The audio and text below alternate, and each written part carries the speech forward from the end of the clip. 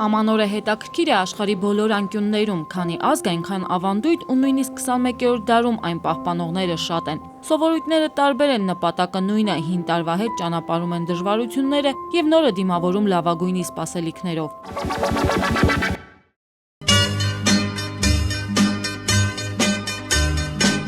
Հունաստանում մարդիկ մեկը մյուսի տուն գնալիս ճանապարհից մեծ քար են վերցնում եւ գցելով դռան առաջ ասում են՝ թող տանտիրոջ հարստությունը այս քարից էլ ծանր լինի։ Իսկ եթե մեծ քար չէր լինում, վերցնում էին փոքր քարը եւ գցելով դռան առաջ ասում էին՝ թող տանտիրոջ դժվարությունները այս քարից էլ փոքր լինեն։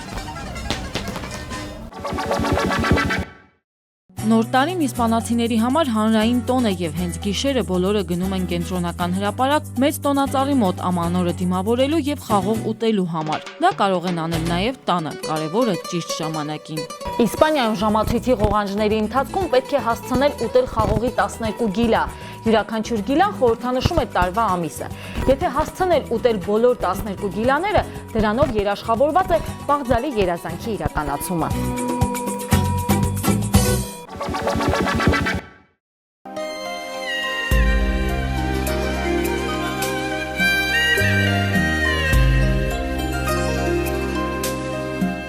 Վիետնամում եւ Մոնղոլիայում օրինակ ամանորյա պարտադիր իրերից է գեղեցիկ զարդարված փոცხը։ Ամենայն հավանականությամբ հենց այս փոცხի միջոցով են ամանորյա գիշերը դիզուն երջանկությունը։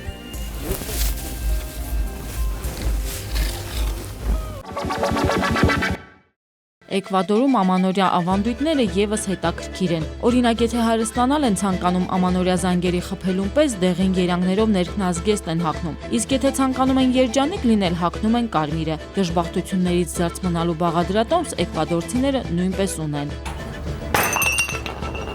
Սա պատահականություն չէր, Էկվադորում ամանորյա գիշերը լուսամուտից դուրս նետած ջրով լի բաժակով հեռացնում էին նախորդ տարվա դժբախտությունները։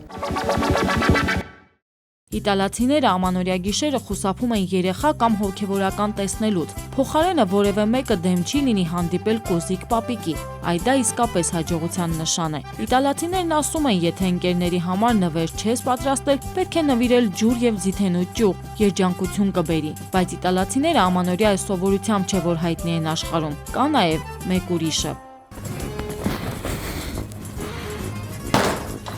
Ամանորյա գիշերը հին իրերը լուսամուտից կամ պատշգամբից շպրտելը իտալացիների սովորույթն է։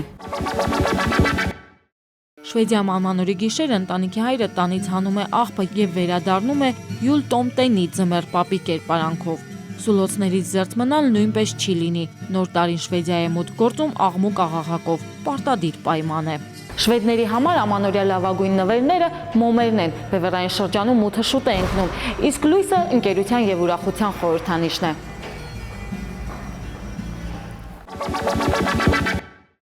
Ավելի խոր իմաստ է սակայն Վիետնամի ավանդույթը, բոլորը ներում են միմյանց մոռանալով վիրավորանք ու վեճ։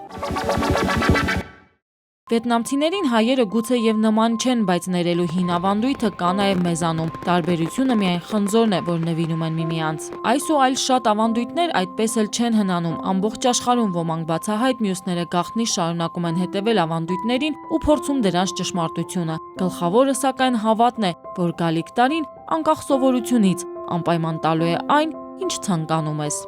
Աննա Գրիգորյան, Արման Ղարիբյան, Վահե Եղիազարյան, ժամը լրատվական։